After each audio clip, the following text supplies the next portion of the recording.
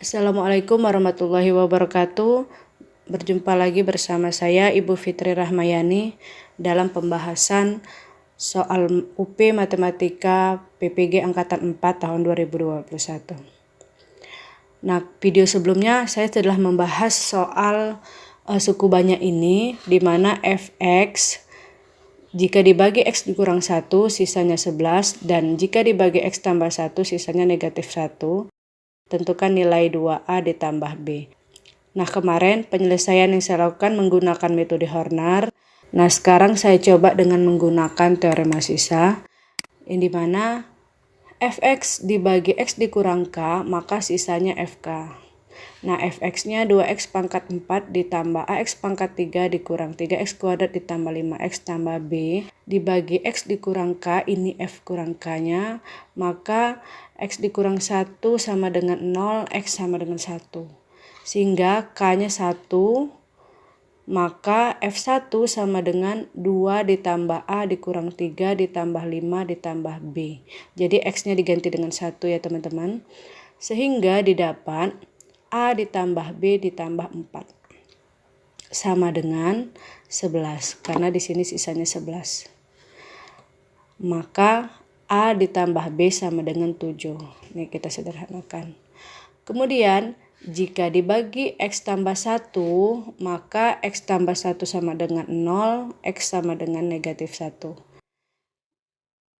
Kemudian F negatif 1 itu nilainya 2 dikurang A dikurang 3 dikurang 5 ditambah B. Ini ya, diganti dengan negatif 1 X-nya. Maka di sini jadi negatif, di sini tetap negatif, ini jadi negatif. Sehingga didapat negatif A ditambah B dikurang 6. Ini ya, hasil dari sini penyederhanaannya sama dengan negatif 1. Maka negatif A ditambah B sama dengan 5. Ya. Kemudian dari dua persamaan ini kita eliminasi menghasilkan 2A sama dengan 2. Ya, 2 dikurang negatif A jadinya positif 2. A sama dengan 1. Jika A sama dengan 1, ini A kita ganti 1, maka nilai B sama dengan 6. Maka nilai 2A ditambah B sama dengan 8. Gitu ya, sama ya. Jadi masing-masing kita itu punya pilihan atau cara penyelesaiannya tersendiri.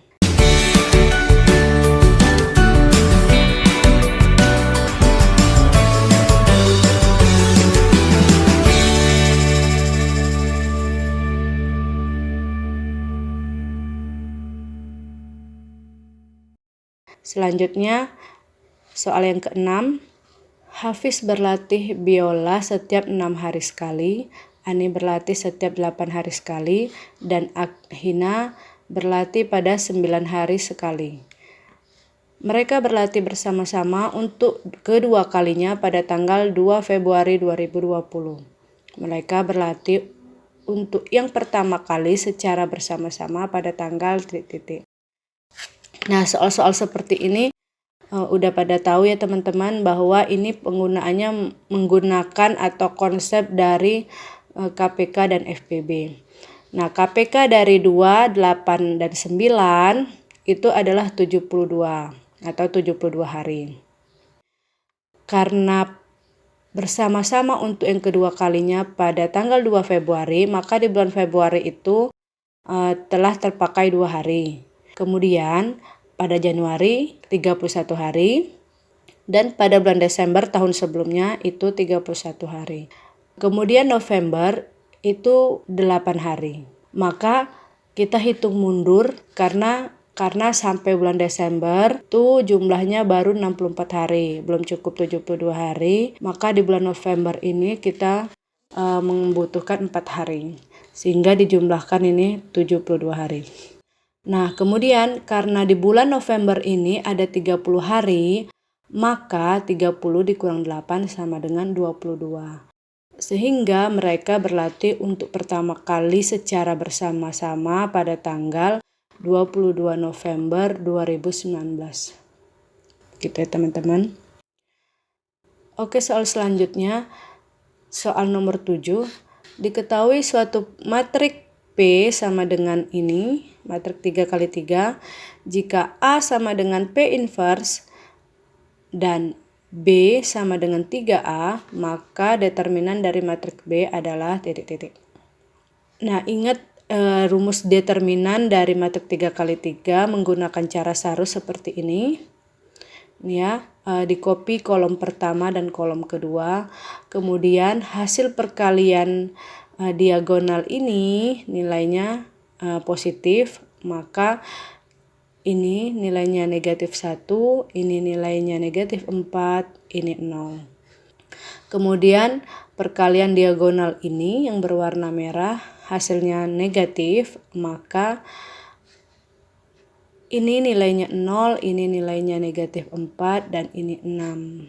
Itu ya, dikurang saya kasih tanda kurung. Sehingga negatif 5 dikurang 2. Sehingga determinan matrik P nilainya negatif 7.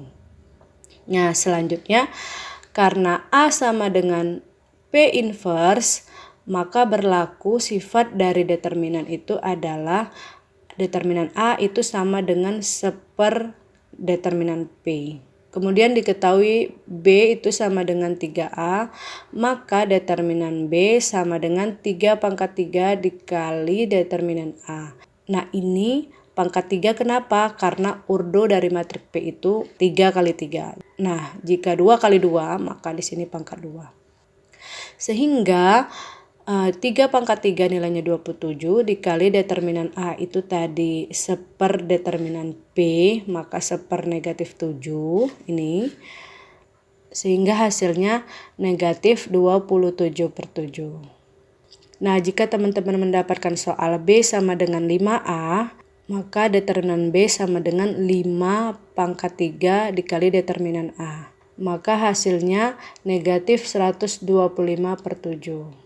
Nah, jadi ingat ya teman-teman, ini merupakan sifat-sifat determinan. Bagi teman-teman yang lupa materi ini, khususnya yang mengajar di tingkat SMP atau mengajar kelas 10, maka silakan ditonton video saya pada materi kelas 11. Oke teman-teman, kita lanjut. Soal nomor 8. Jika sin X sama dengan 3/5 dengan X antara 90 sampai 180, maka tangan pi/3 dikurang X sama dengan titik-titik. Nah, misalkan segitiganya seperti ini, maka sin demi, ingat sin demi depannya 3, miringnya 5, maka sisi sampingnya 4. Ya, Pitagoras. Kemudian, karena ini berada di kuadran kedua, ingat bahwa pada kuadran pertama semuanya positif, pada kuadran kedua sin positif, pada kuadran ketiga tangan yang positif, pada kuadran keempat cosnya positif. Maka kuadran kedua nilai tangan bernilai negatif. Ya. Kemudian karena tangan itu sisi depan per samping, kan nilainya negatif 3/4. Nah, karena yang ditanya tangan pi/3 dikurang X, pi/3 ini 60 derajat, maka tangan 60 derajat dikurang X itu sama dengan tangan 60 dikurang tangan X per 1 ditambah tangan 60 dikali tangan X. Ingat ya ini teman-teman. Maka tangan 60 akar 3, tangan X nilainya negatif 3/4 jadi positif. 1 ditambah akar 3 dikali negatif 3/4. Sehingga akar 3 ditambah 3/4 per 1 dikurang 3/4 akar 3. Ya, positif jadi negatif. Nah, kemudian kita sederhanakan. Maka akar 3 ini di depannya ada 1 atau 4/4 dan 1 ini kita misalkan juga 4/4. Sehingga 4 akar 3 ditambah 3/4. Ya. Dan ini juga 4 dikurang 3 akar 3/4. Kita sederhanakan menghasilkan 4 akar 3 ditambah 3 per 4 dikurang 3 akar 3. Kemudian kita rasionalkan dikali 4 ditambah 3 akar 3 per 4 tambah 3 akar 3. Sehingga menjadi 16 akar 3 ditambah 12 kali 3 ditambah 12 ditambah 9. Ya, ini kali ini kali ini kali ini kali ini. Per 16 dikurang 9 kali 3. Ini kali ini dan ini kali ini. Maka hasilnya 25 akar 3 ditambah 48 per negatif 11. Nah, saya yakin kalau penyederhanaan ini kita semua bisa. Hanya saja yang perlu diingat adalah sifat ini, yang ini. Jika ada yang lupa, silakan simak di video saya materi sudut berelasi di berbagai kuadran. Ini. Oke, soal selanjutnya, soal nomor 9.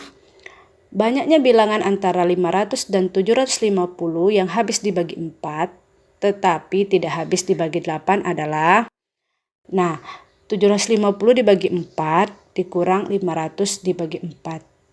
Ya, karena yang habis dibagi 4 tadi. Maka 750 dibagi 4 nilainya 187,5. Maka kita anggap 187 dikurang 125. Hasilnya 62. Berarti ada 62 bilangan.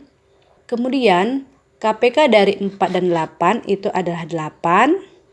Maka 750 dibagi 8 dikurang 500 dibagi 8. Sama dengan 93 dikurang 62. Ini hasilnya 93. Ini hasilnya 62. Menghasilkan 31. Sehingga bilangan tersebut adalah 62 dikurang 31 nilainya 31. Nah, ini saya sedikit cerita bahwa waktu saya mengerjakan soal ini, saya yakin jawabannya ini 31, tetapi di pilihannya itu tidak ada. Jadi maksud saya ada kemungkinan kita itu ketemu soal-soal yang tidak ada jawabannya pada pilihannya itu. Sekitar 3 soal sih yang saya yakin jawaban saya itu benar, tapi pada pilihan gandanya tidak ada, gitu ya. Nah, jika teman-teman mendapatkan soal seperti ini, banyaknya bilangan antara 625 dan 950 yang habis dibagi 6, tetapi tidak habis dibagi 8 adalah, maka 950 dibagi 6 dikurang 625 dibagi 6. Hasilnya 185 dikurang 104. Sama dengan 54. Selanjutnya, karena KPK 6 dan 8 24, maka teman-teman bagi ini 24. Ini 8 karena KPK-nya. Bukan karena habis dibagi 4, kemudian habis dibagi 8, jadi ini dibagi 4 dan 8. Nah, tetapi karena 6 dan 8 itu KPK-nya 24, jadi sini dibagi 24, bukan dibagi 8. Gitu ya. Maka hasilnya 13. Sehingga banyaknya bilangan itu ada 54 dikurang 13, hasilnya 41. Paham ya? Silakan teman-teman cari referensi lain lagi. Ini saya hanya menambah-nambah pembahasan soal kita aja. Di channel-channel lain juga banyak membahas soal-soal ini. Oke, soal selanjutnya nomor 10. Sebuah bola dijatuhkan dari gedung 100 meter dengan kecepatan v sama dengan 5 dikurang 10 t meter per sekon. Bola akan tiba di permukaan tanah pada saat titik.